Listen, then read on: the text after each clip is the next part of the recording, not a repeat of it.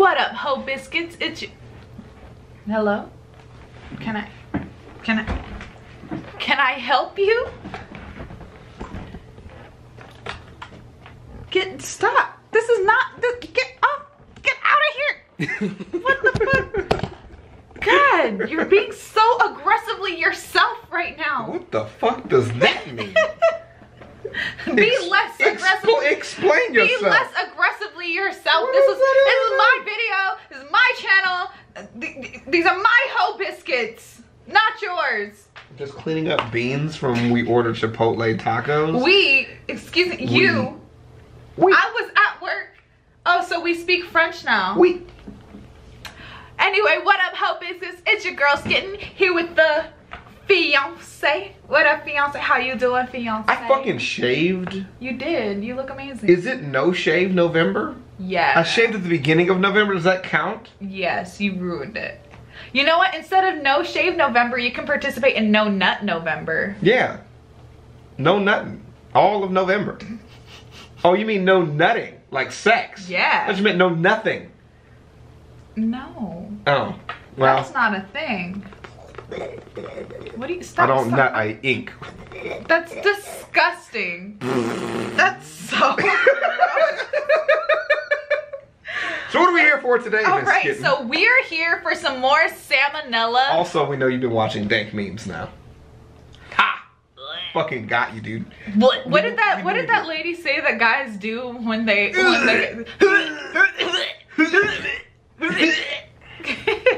That's how I feel about dank dank memes. That's how they feel too.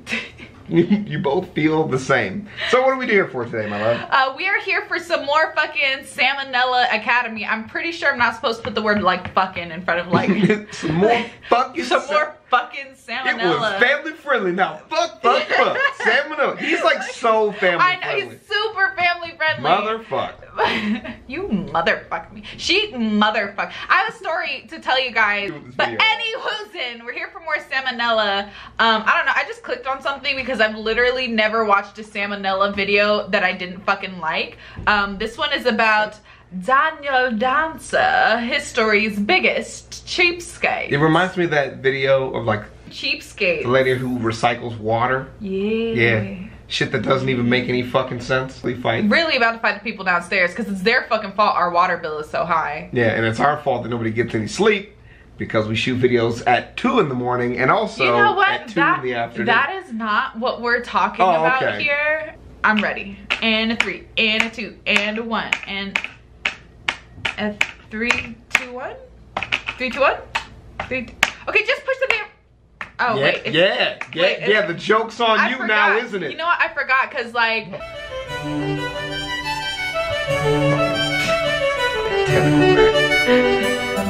Where's my tentacle? Give me my tentacle. You're probably familiar with at least a few characters whose obsessive penny pinching truly knows no bounds. Yes, from Ebenezer Scrooge to Scrooge McDuck, nobody hoards we'll go back. Hold on, go back. We'll pause. This is my video. Go quite back. like misers. But these guys aren't the most miserly misers out there, not by a long shot. First of all, look at their top hats, their extravagant use of glasses, their luxurious chairs. Sorry, I really like that guy. I'm going back. I plan to, okay. Jesus is cool. Nuberous boobers. I just wanted to know. Penny pinching truly knows no bounds. Yes, from Ebenezer Scrooge, miserly misers out there, not by luxurious chairs. Like These things are worth their weight. So Chavezz has this issue with rewatching stuff that he's already seen. So he doesn't get me because like I've rewatched Gossip Girl like 3 times now. No idea how you do that. I'm rewatching The Vampire Diaries for the 2nd time, and then after that I'm probably gonna start over One Tree Hill instead of starting something new because I like knowing what's going to happen. And Chavezz has an issue. So we were just watching fucking comedy. Yeah. And something happened and he accidentally rewinded it back like 10 seconds. I was like, just let it play because you're gonna go forward to. He's like, no, I'm an expert. But I nailed it though, didn't I? He got it, but I was just like, it's 10 seconds. Not rewatching it. This 5 seconds. You could have rewatched that 5 seconds. Not happening. Familiar with at least a few characters whose obsessive penny pinching truly knows no bounds. Yes, from Ebenezer Scrooge to Scrooge McDuck, nobody hoards money quite like misers. But these guys aren't the most miserly misers out there, not by a long shot. First of all, look at their top hats, their extravagant use of glasses, their luxurious chairs. These things are worth their weight in precious shekels. No true miser would waste their wealth on such frills. Second of all, these guys aren't real. They're fictional characters. Scrooge McDuck does not exist. I don't care what CNN says, it's all liberal conspiracy bullshit. All right. I mean, look at this article by the Huffington Post. You mean to tell me that this picture isn't photoshopped?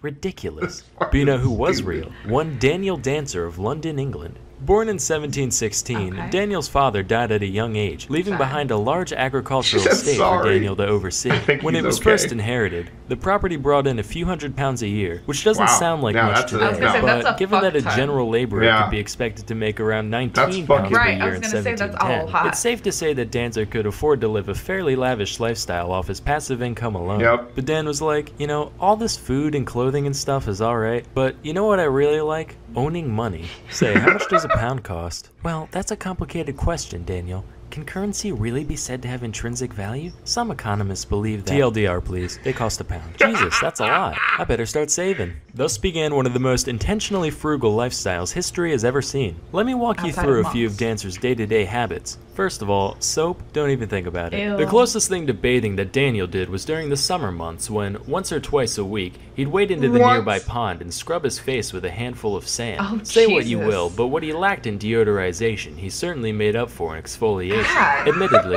all of London probably reeked to high hell back then, so while Daniel's smell might not have tipped people off to his eccentricity, his clothes almost certainly did. On a good day, he'd be seen in one of his coats, which were homemade patchwork abominations of various garments that Dancer found on the streets in local dust heaps, looking like a walking dementia patient sewing circle. Similarly, all his shoes were either scavenged or Frankensteined out of other pairs of shoes he already owned. So he was a seamstress and a cobbler. He was a what? A seamstress and a cobbler. Like a pie. Barely held together with haphazardly tied bands made of the hay grown on his estate. In fact, a lot of the time, he ditched normal clothes altogether and just wear the hay. To his credit, in his youth. There's no actual way. Sounds so itchy. It's extremely itchy. I can't even wear like... This sounds so bougie, but like whenever I wear polyester, I itch because I have a lot of unknown allergies. Well, yeah. I mean, you're allergic. That doesn't cause it bougie to be allergic to a material. Well, because I don't want to be one of those. Like, I don't wear polyester. Like, I don't want to be one of those. So then just don't sound like a douchebag when you say it. That's not that hard to do. But I feel like it is one of my privileges to have an allergy to polyester and not wear it. I think you stress a lot in life. And you need to relax. That's what it sounds like. Anywho's, I'm just saying, it sounds really itchy. Anywho's in me.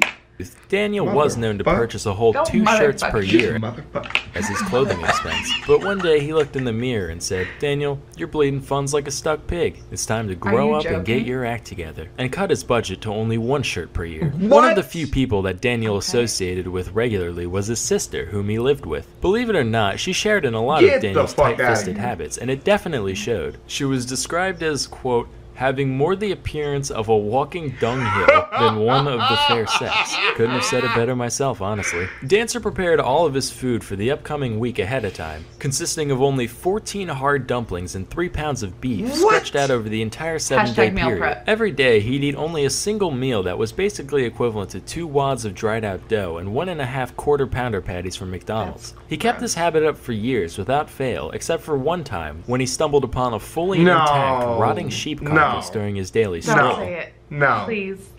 He was like, good lord, this is just obscene. Who would leave a perfectly good pile of arguably edible meat and organs just sitting around like this? So he dragged the thing home and made him and his sister a nice big pile of spoiled mutton pies, which they subsisted off of for several weeks. That's a real life hack right there. Who needs refrigeration if it's already rancid, am I right? Despite Daniel's rabid fear of any unnecessary spending, he did own a dog named Bob that he was quite fond of. His name is Bob. At this point, I'm almost certain that Dancer just decided to base his entire life off of linoleum by no effect.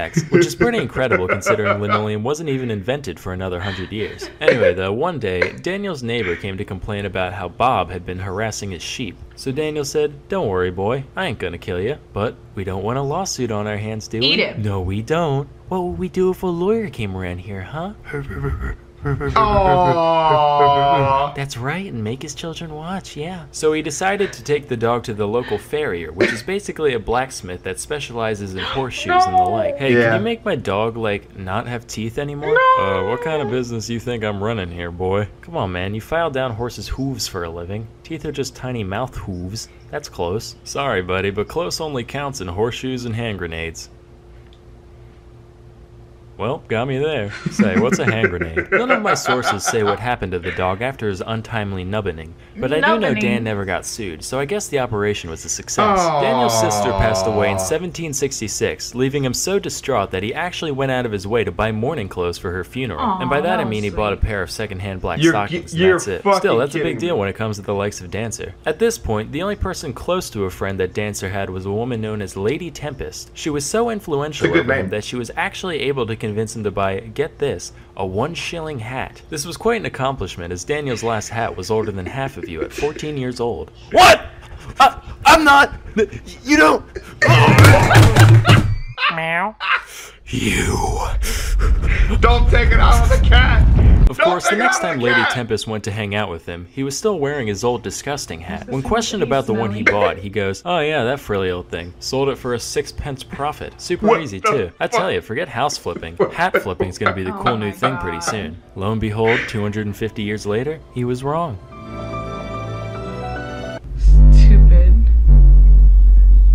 Wow. Daniel died at the ripe old age of 78, which seems pretty shocking considering the whole not using soap, eating rotten food thing. But I guess his near total isolation from other people made up for that when it came to preventing illness. Though he never ended up shelling out any of the massive hoard of wealth that he accumulated over this time. His efforts weren't completely in vain. By the time he passed away, Daniel's estate was now pulling in about £3,000 in yearly net revenue, 10 times the amount it earned when he first inherited it. So, moral of the story, parsimony has its place. While it's good to save money, don't torture yourself just for the sake of a few bucks. Next time your parent or significant other insists on turning down the thermostat or keeping the windows up to save gas, just say, hey, are we human or are we Dancer? You know what else is more valuable than money? Knowledge. That's why you need to and Skillshare. That was good. That was a really bad pun. That was good. I like that. What's wrong with you? What are you doing? He made a bad pun. It was fucking hilarious. Is that how you laugh at things? Like rubbing your eyes? Like, oh, I see what you mean. Like you're embarrassed. I think all puns are bad, so I don't have that same reaction. Really? Puns are terrible. They're so fucking funny, though. What was that pun we heard the other night? Fuck. Fuck, we were watching comedy and that guy made a pun and it was funny. I think you are the light of my life. That's hold what on, I think. I'm gonna remember this pun. Please, no, take your time. Who did we watch? We'll just wait for you. Hold on, who did we watch last night? This is totally Today worth it. was when we watched the midget guy. Yeah, we watched a midget tell jokes. It was hilarious. It was Patton Oswalt. Okay, right? I remember. It wasn't last night. It was 2 nights. Now as a person, by the way. It was 2 nights ago. It was Patton Oswalt. Hold on. You know what's funny is I remember the pun. I'm just not telling you so you can think about it. I don't know. What is it? I'm not. No, watching you struggle is the fun for me. No, I'm done struggling. I just don't know it. You just quit? Yeah. And then we'll catch you in the next one, Chavezz, Slovakia. And since you were so aggressively yourself at the beginning of this video, I'm gonna be aggressively myself at the end. Okay. It's getting lit, guys! Why are you hitting me so hard? They can't tell how hard you're hitting me. It's getting lit, guys! Peace out, it's getting lit! You don't have to hit me so hard at the camera. It basically looks like the same. You don't have to do this. Please. Peace out. There's no reason for that. My hair.